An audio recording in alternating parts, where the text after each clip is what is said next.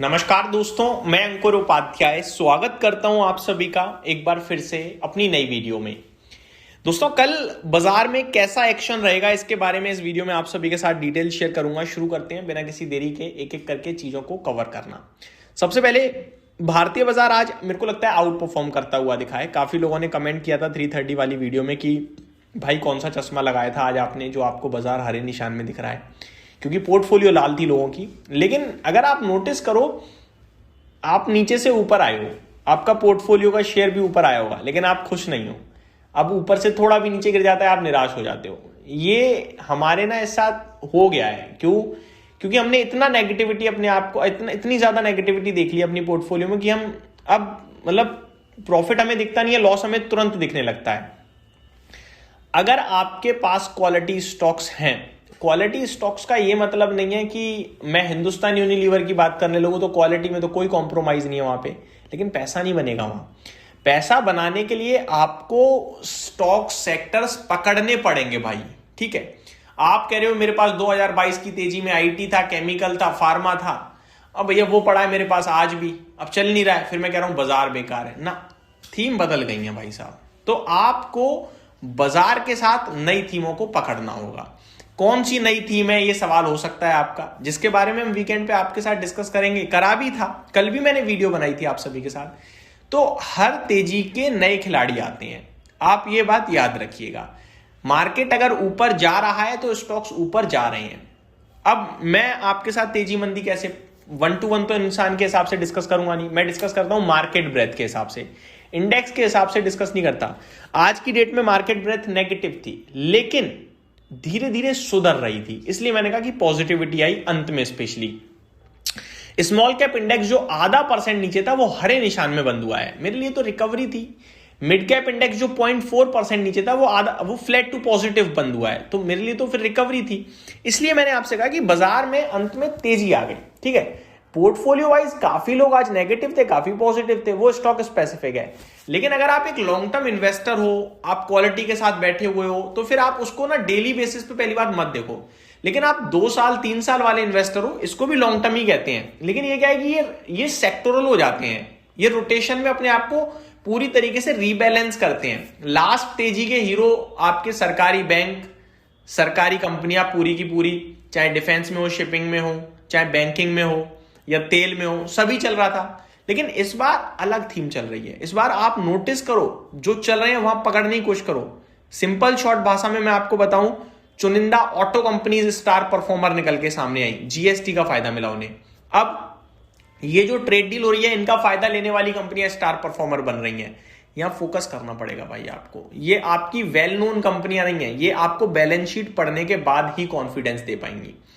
तो थोड़ा सा काम करना पड़ेगा अगर पैसा बनाना चाहते हो तो। अदरवाइज म्यूचुअल फंड है आपके लिए, वहां से निवेश कर सकते हो आप, कोई दिक्कत नहीं भाई। अब बात करते हैं थोड़ा सा मार्केट के ऊपर। सबसे पहले एफआईडीआईज के डेटा से शुरुआत करना चाहूंगा। आज जिस तरीके से बाजार बिल्कुल डल सा था, हरे लाल में झूलता रहा, वैसे ही डेटा भी आया डल, बिल्कुल समझ में नहीं आएगा क्या कहना चाहते हैं ये। कैश मार्केट में एफआईज ने 944 करोड़ की बाइंग करी है। ये दर्शा रहा है कि कहीं ना कहीं उन्हें स्टॉक समझ में आ रहे हैं अब डील के बाद से। लेकिन कैश मार्केट में डीआईआईज ने कुछ नहीं करा भैया, 125 करोड़ की बिकवाली कर दी है।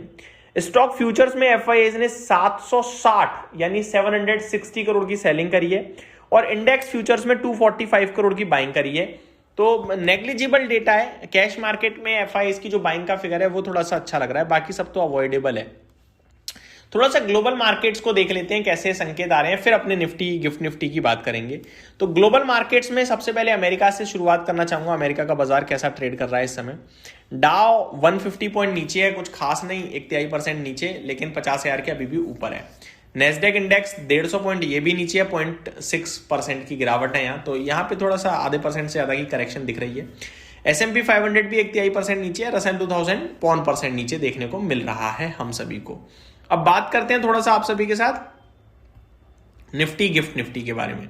सबसे पहले गिफ्ट निफ्टी से शुरुआत करता हूं। गिफ्ट निफ्टी कैसा ट्रेड कर रहा है एक बार देख लेते हैं नजर डाल के। अगर निफ्टी की बात करें तो 25,953 पर क्लोजिंग आई है। गिफ्ट निफ्टी 40 पॉइंट लाल निशान में 25,930 के करीब ट्रेड कर रहा है। तो मेरा मानना यह है कि आप 25,800 26,000 के लेवल में घूम रहे हो। आप ना तो पार करने की तैयारी में हो 26,000 का लेवल, ना फिर आप जल्दी से नीचे का लेवल ब्रेक करोगे, क्योंकि नीचे ब्रेक करने के लिए आपके पास कुछ है नहीं और आप 26,000 पार नहीं कर रहे हो। ये मेरे को लगता है इस समय डेटा दिख रहा है। ठीक है, तो निफ्टी 25,800 26,000 ये रेंज रहनी चाहिए, ऐसा मेरा मानना है। गोल्ड सिल्वर की बात करूं तो एक तेजी बनी थी 6 बजे के समथिंग और वापस से नीचे भी आया है। गोल्ड ऊपर से 1% नीचे और नीचे से 1% ऊपर है, तो बीच में ट्रेड कंसोलिडेशन चल रहा है एक्चुअली में देखा जाए तो, गोल्ड और सिल्वर दोनों में ही। सिल्वर $83.4 प्रति आउंस पे है, गोल्ड $5,087 प्रति आउंस पे ट्रेड करता हुआ दिख रहा है आपको इस समय। बात करें तेल की तो नेचुरल गैस 1% ऊपर है, ब्रेंट क्रूड आपके लिए 1.73% अप है और ऑयल में भी 2% के करीब की तेजी है। बिटकॉइन में करेक्शन थोड़ी गहरा रही है, $66,000 के पास पहुंच गया, 4% नीचे एक बार फिर से बिटकॉइन। सोलाना भी 4% नीचे और एथेरियम में भी 4.5% की गिरावट है। तो ये क्रिप्टो मार्केट थोड़ा टेंस्ड लग रहा है, काफी वीक दिख रहा है। खबरें कुछ ये दी कि स्ट्रेटेजी के जो कहीं ना कहीं CEO आई थिंक कोई हैं जिन्होंने बड़ी खरीदारी करी है बिटकॉइन की दोबारा से फरवरी मंथ में, बट बिटकॉइन तो काफी हेविली टूटता हुआ दिख रहा है। बढ़ते हैं आगे दोस्तों, स्टॉक स्पेसिफिक। तो मैंने काफी सारे रिजल्ट्स आप सभी के साथ शेयर करे हैं, एक बार पहले तो वही बताना चाहूंगा। लेंसकार्ट बढ़िया नंबर लग रहे हैं, कल एक्शन हो सकता है पॉजिटिव साइड पे। किर्लोस्कर इंजन सुपर्ब नंबर लग रहे हैं। श्रृंगार हाउस ऑफ मंगलसूत्रा बहुत अच्छे नंबर लग रहे हैं। एपेक्स फ्रोजन अच्छे नंबर्स लग रहे हैं। इरकॉन इंटरनेशनल बढ़िया नंबर्स लग रहे हैं। तो ये कुछ अच्छे स्टॉक्स लगे। बाकी मिले जुले टाइप में गोदरेज इंडस्ट्रीज मिक्स लग रहा है मेरे को, RSWM मिक्स लग रहा है, ऑर्चिड फार्मा बिल्कुल ही बेकार लग रहा है, अमागी मीडिया लैब बढ़िया लग रहा है, बायर क्रॉप साइंसेस कमाल के नंबर्स लग रहे हैं, केयर रेटिंग पॉजिटिव है, प्रोटीन ई टेक पॉजिटिव है, अमरा राजा डिसअपॉइंटिंग, पतंजलि मिक्स्ड है और थोड़े वीक साइड पे भी कह सकता हूं मैं से, क्योंकि इसमें थोड़ा सा एडजस्टमेंट है। यात्रा ऑनलाइन प्रॉफिट का आंकड़ा छोड़ दिया जाए बाकी सब अच्छा है, प्रॉफिट थोड़ा सा कम आया है, शायद एक्सपेंसेस बढ़ गए होंगे या कुछ और रीजन हो सकता है, बट प्रॉफिट थोड़ा सा कम है, बाकी सब सुपर्ब है। LG electronics totally disappointing number है, मतलब कचरा। तो ये मेरी तरफ से आपके लिए अपडेट थी, उम्मीद करता हूँ डिटेल्स पसंद आई होंगी। Thank you so much for watching this video. Good night guys.